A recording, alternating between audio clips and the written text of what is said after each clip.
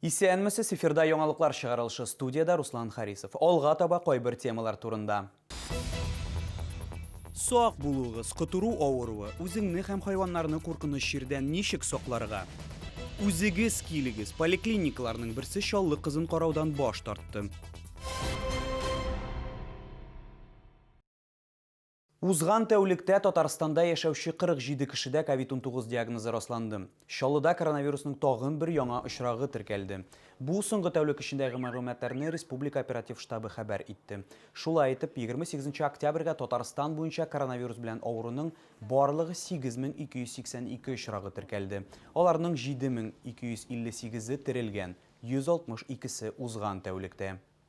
Россиядә хайваннар арасында кытыру авыру таралу белән бәйле рәвештә чаллы ветеринарлары тулы әзерлектә тора.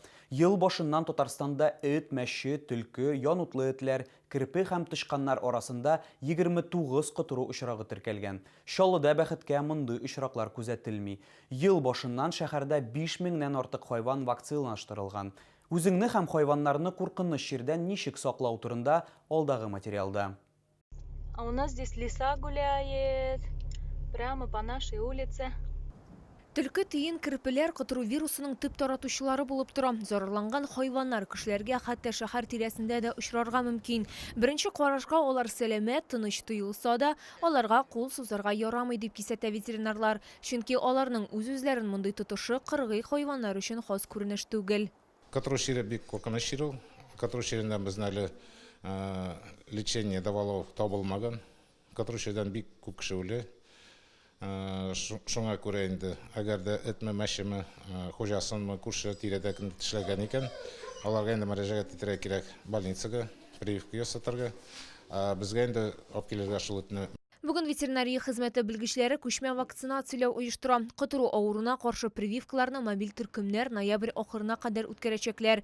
Әлеге процедура бушлай башкарыла. Соңгы 5 ел эчендә Татарстан йорт һәм авыл хуҗалыгы хайваннары арасында кытыру авыру очраклары 10 тапкыр кимегән дип ассызыклый белгечләр. Әмма профилактика чаралары турында онытырга ярамый. Хайваннарга вакытында прививка ясатырга кирәк. Без инде 5000-дән күбрәк вакцинация быелны ясадык. Этләргә, мәчеләргә, шулай вакцинацияны кыргый җәнлекләргә ясыйбыз. Мәсәлән, безнең конный спортивный школада әйтен бүреләр бар, юлбарыс бар, аларга ел сайын шулай вакцинация ясала. Именно шушы оральный вакцина белән ел сайын тоже теркәп барабыз ясалды дип. Чаллылар үз йорт хайваннарына кытыру авыруннан прививканы шәһәрнең дәүләт ветеринария клиникасында бушлай һәр шимбә көнне алдан язылмыйча ясата ала. Лилия Гатина, Ленар Султанов, яңалыклар. Югары температура белән табиб чакыруга карамастан медицина учреждениесендә өйгә медицина хезмәткәрләрен җибәрүдән баш тартканнар. 4-нче санлы шифахана пациенты безнең редакциягә шундый зарын белдерде.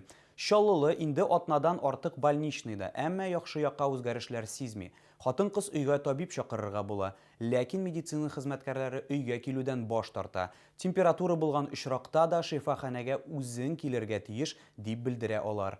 Бу проблеманы безнең төшерү төркеме ачыкларга тырышты. Наталья Урасинаның температурасы күтәрелә, ул өйгә табиб чакырта. Больничный ачыла һәм кирәкле дарулар билгеләнә. Әмма 64 яшьлек ханымның хәле яхшырмый. Ул ашыгыч ярдәм чакырта, авыруны йогышлы авырулар хастаханәсенә алып киләләр. Анда хастаханәгә суалдан баш тарталар, шулай да үпкәләргә флюорография ясап, бронхит һәм пневмония диагнозын фаразлыйлар. Соңрак ул кабат шифахана белгечләрен чакырып карый. Вот, говорю, у меня тут написано наблюдение терапевта. Мы не можем приходить к вам смотреть. Если что, вы к нам приходите. Я говорю, с температурой, что ли? Ну да, с температурой. Лучше не становится. Ну как, немножечко лучше, потом опять то же самое. Лекарства, в принципе, что-то как они вот, как в мертвом припарке, меня уже от них тошнит. Бу мондай беренче генә күренеш түгел икән. Шифахана янында безгә температуралы килеш, табибка килергә мәҗбүр булучылар тагын очрады. Вот сейчас я пришла, мне дали талончик, номер 98. Ну, какие симптомы? Такие уж, нет обоняния, кашель. Ну вот, они мне говорят, ой, говорит, девушка, там, скорее всего, вы сегодня и не пройдете. Сейчас я смотрю по табло, на табло написано, сидит внутри 37-й номер. Готовится соответствующий. То есть я со своим 98-м, Медицина учреждениесының үзендә авыру хатын-кызны рентгенга төшү һәм анализлар бирер өчен чакыруларын әйттеләр. Хәлсезлек һәм температура булуга да карамастан, Моның өчен шифаханәгә шәхсән үзеңә килергә кирәк. Пригласили повторно. Фельдшера ведь у нас только первоначально выдают больничный, дальше продлевает врач. То есть для того, чтобы там же еще коррекцию лечения нужно сделать. Вот для этого приглашают сюда уже, чтобы врач посмотрел рентген, то есть или флюорографию диагностическую, в 2 проекциях сделал, в самую первую очередь.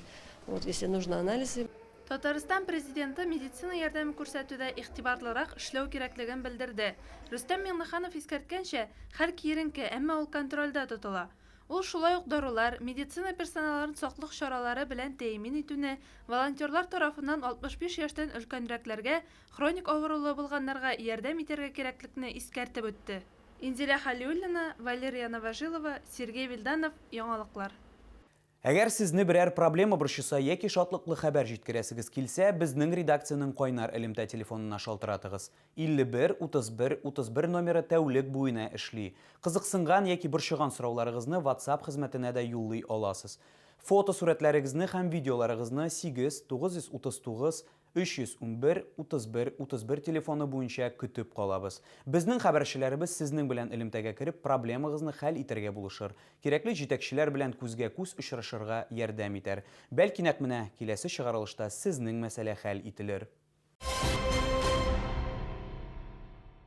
Татарстан буенча Росреестр идарәсе һәм кадастр палатасы республика халкы өчен кайнар элемтә үткәрәчәк. Аның барышында дәүләт кадастр исәбе һәм күчемсез милекә хокукларны теркәү, җир кишәрлекләрен исәпкә алу һәм исәптән төшерү, күчемсез милекнең бердәм дәүләт Росреестрыннан белешмәләр бирү мәсьәләләре буенча консультация алырга мөмкин булачак. Шара кадастр палатасы оешуга 20 ел тулыга багышлана.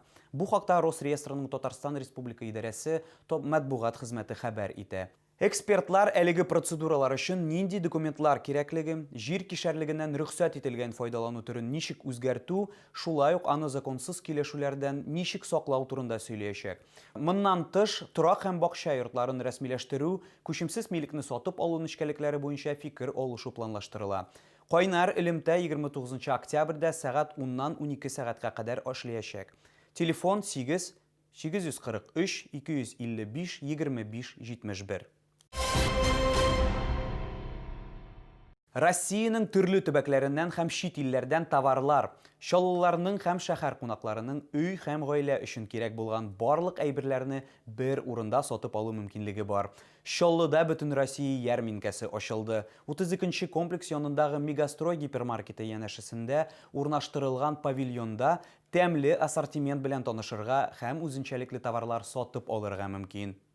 Бүтін Россия ярминкәсендә килүчеләрне Удмурт, Тамбов һәм Беларусь җитештерүчеләреннән ит деликатеслары, көнчыгышкан башка төбәкләрдән балның төрле сортлары көтә.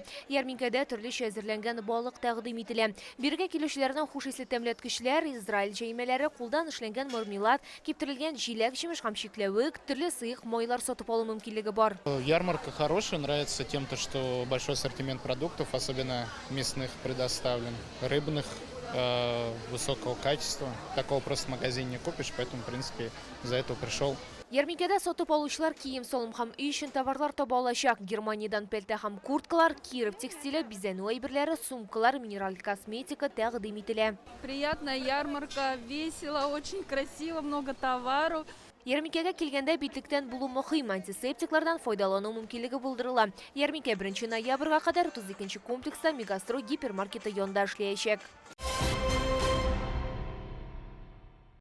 Бу сезгә җиткерәсе соңгы мәгълүматыбыз иде. Мин Руслан Харисов сезнең белән сау булашам. Исән-имин булыгыз. 31 октября. Ресторан «Максимилианс». Легендарная группа «Рок-острова». Телефон 398-300. 18+.